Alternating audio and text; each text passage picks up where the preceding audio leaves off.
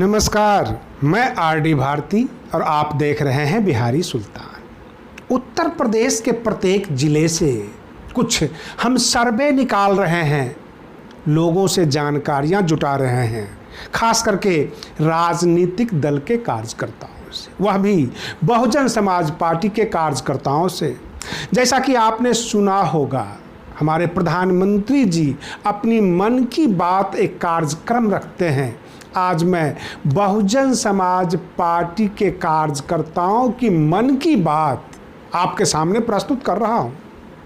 उत्तर प्रदेश के बसपा कार्यकर्ता के मन में क्या चल रहा है, क्या उबाल है, क्या गुस्सा है और क्या वो क्लैरिफिकेशन दे रहे हैं। बसपा के कार्यकर्ता, बसपा के समर्थक, मतदाता क्या बोल रहे हैं और जो बहुजन समाज पार्टी की जो बुरी तरह से हार हुई है, वो कौन जिम्मेदार, किसको जिम्मेदार ठहरा रहे हैं।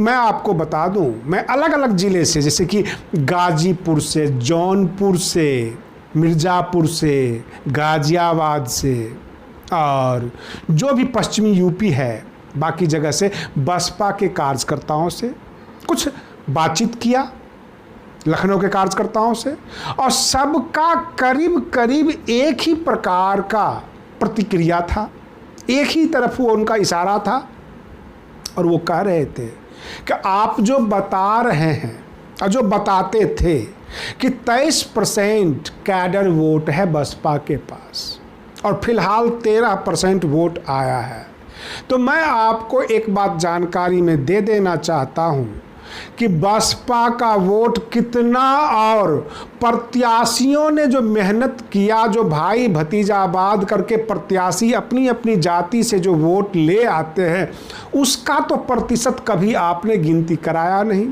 सारे वोट जो बसपा को मिलते हैं वो आप बसपा का वोट कह लेते हैं और बहन जी भी खुश रहती हैं कि बसपा के कैडर वोट 23% हैं, तो फिर 13% कैसे हो गया अगर वो बसपा का ही था। तो अगर प्रत्याशी का भी कुछ प्रतिशत वोट है तो हो सकता है कि प्रत्याशी गलत देने पर वोट नहीं आया। तो आपके विश्लेषण में ये कमियां हैं कि आप बसपा के कैडर वोट अलग बताएं और प्रत्याशियों की जो मेहनत से जुटाए गए वोट हैं वो कितना प्रतिशत है ये जरूर बताया करें। ये बात कहा है बसपा के कार्यकर्ताओं ने। और रही बात ये कि जो सतीश चंद्र मिश्रा जी ने इतना मेहनत किया, तो आप यह भी बता दीजिए कि कितने % ब्राह्मण वोट मिले हैं, क्योंकि ब्राह्मण वोट, ओबीसी वोट, अति पिछड़ा और पिछड़ा वर्ग का, ये सब बताएं, क्योंकि इस बार जो समझ में आ रहा है कि बहन मायावती जी को, बसपा को केवल और केवल दलित वोट मिला है जो उनके अपने जाति का है, बाकी वोट इधर उधर खिसक गए। प्रत्याशी अच्छे नहीं देने के कारण अथवा बसपा के बाकी जो प्रभावी नेता थे उनके द्वारा वोट इकट्ठा नहीं किए गए और बसपा के जनाधार में कमी आई। तो बसपा की अब आंखें खुल गई है, बसपा कार्यकर्ताओं की, उनका कैडर वोट कितना प्रतिशत है और प्रत्याशियों के जो द्वारा जुटाए गए वोट होते हैं वो कितने प्रतिशत हैं। तो जो 13% वोट अभी आया है, बसपा कार्यकर्ताओं ने कहा कि 2012 में ही कैडर वोट कम हो गया था और 23% से 13% यानी 10% नीचे आया है। तो इसका मतलब बाहरी वोट 1% भी बसपा के पास नहीं है। और पिछले जितने भी चुनाव हुए उसमें प्रत्याशियों ने जो मेहनत की, अपने अपने समाज से जो वोट इकट्ठा करके लाए, वह 10% था, क्योंकि 2012 में भी 13% था और आज भी 13%। जो आप 23% का आंकड़ा देते हैं वह 10% वोट जो था वो प्रत्याशियों के अपने मेहनत की। रही बात ये, हर 5 साल के बाद आप सर्व समाज का, भाईचारा का, ब्राह्मण समाज का नारा देने लग जाते हैं। 5 साल तक आप कहाँ जाते हैं। रही बात ये, बसपा में ऐसा कोई कार्यक्रम नहीं है जो आम जनता की सेवा दिखे। बसपा का नेटवर्क ध्वस्त हुआ है और जो वहाँ पर कार्यकर्ता थे वह केवल नीला झंडा और बहन जी करके उनकी चमचागिरी करके केवल टिकट प्राप्त करना चाहते हैं। अभी तक बहन मायावती जी पर किसी कार्यकर्ता ने टिकट बेचने, टिकट किसी तरह से गुमराह होकर देने का आरोप नहीं लगाया है, परंतु यह जरूर कहा है कि अब जो वोट मिला है केवल उनके जाति के और बहन मायावती जी के नाम का। रही बात ये अंबेडकर मिशन या बसपा ने बहुत बड़ा कार्य किया या उनका नेटवर्क मजबूत है, इस आधार पर कोई वोट नहीं मिला।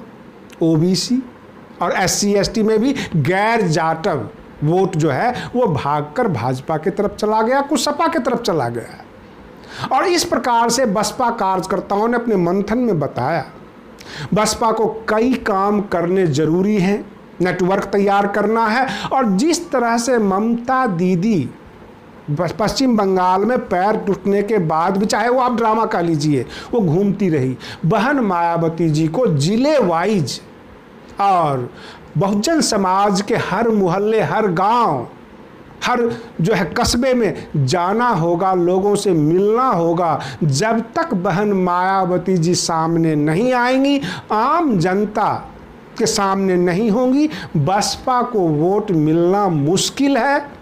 और अगर कार्यकर्ता अपने दम पे कुछ ऊपर उठाते हैं, वो किसी भी पार्टी को ज्वाइन कर सकते हैं, कोई भी पार्टी का नाम ऊंचा कर सकते हैं, लेकिन बहन मायावती जी से, मान्यवर काशीराम जी के नाम से बसपा अगर यहाँ तक उठी है तो बहन जी को आम जनता के बीच में आना होगा, तत्काल आम जनता के सामने रूबरू होना होगा और उसके बाद सभी कार्यक्रम शुरुआत करने होंगे, तब जाकर इसकी शुरुआत होगी। और अभी तो दिल्ली का म्युनिसिपल कॉरपोरेशन नगर निगम का चुनाव है।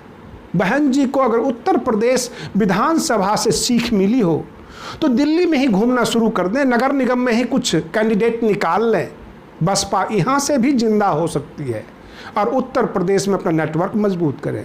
क्योंकि मध्य प्रदेश, राजस्थान, हरियाणा, पंजाब, हर जगह बसपा आज की तारीख में मृतप्राय है और राष्ट्रीय अध्यक्ष उस पर ध्यान नहीं दे रहे हैं। ये बातें कहना है बसपा के कार्यकर्ताओं का। आप बने रहिए बिहारी सुल्तान चैनल पर। हम फिर मिलते हैं अगले वीडियो में, तब तक के लिए धन्यवाद।